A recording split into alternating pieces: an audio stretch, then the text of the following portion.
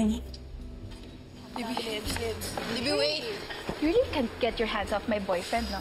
Ano, wala kang balak tigilan lang din yung boyfriend ko? Good evening, everyone. It's my honor to introduce to you the woman of the hour, my beautiful mother, Sonia Cristobal.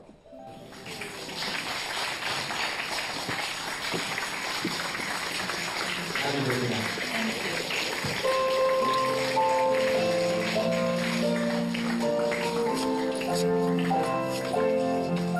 Happy birthday to you. Happy birthday to you. May kinausap niya lang ako. Sabi nga niya sa akin, gusto mo mag-sorry sa akin eh. Me? Magsasorry, why?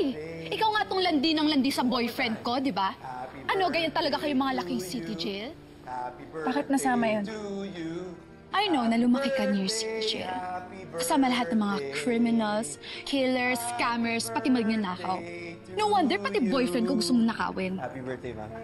Libby, wala akong planong agawan si Xavier sa'yo, okay? At kung agawin mo man siya, hindi mo siya makukuha kasi hindi siya pumapatol sa isang cheap city jail girl like you.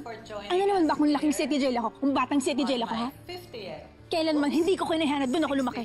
At least ako, marunong akong rumispeto, makisama magpakumbaba. Di tulad mo, mayaman ka nga, mataas pinag-aralan mo.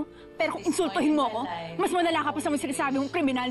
Matagal kong makasama ang aking pamilya. Ano? How dare you talk to me like that? Ano? Tama na! Ano? Tama Sige! na! Tama Ano? na! Kanina pa ako nagtitimpi sa'yo, tama na! Oh my gosh, Libby!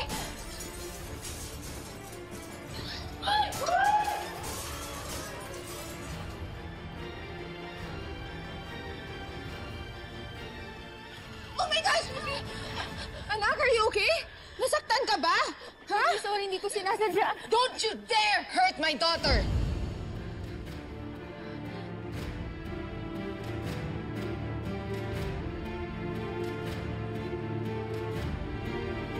What's happening? Is that Charlene?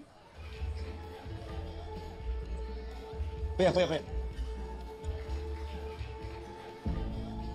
Careful. Ma'am, hindi ko po sinasadya. Sinadya mo! Sinaktan mo ako, di ba? Hindi yan totoo, Ano hindi? Libby. Sinaktan mo Alam ako! mo na hindi yan totoo. Stop it! Bakit ba kayo nag-aaway? Eh kasi naman yung babaeng yan nilalad yung boyfriend ko? Princess, is that true? Nakausap lang ako ni Xavier pero umiwas naman po ako agad. Pero nakita kitang tinulak mo si Libby. Ma'am, pinagtatanggol ko lang po yung sarili ko. Siya yung unang nanakit eh. Umiiwas na nga po ako sa kanya eh. Anong umiiwas? Sinadya mo, di ba? Kung ano-ano pa yung mga sinasabi niya. Ma'am, ako yung paniwala mo ko yung anak mo. Nakita nila, di ba? Oh my God! What the hell happened? Ma'am, sorry po. Princess, mabuti pang umalis ka na. Ako nang bahala dito sa gulong ginawa mo. Umalis ka na. Please.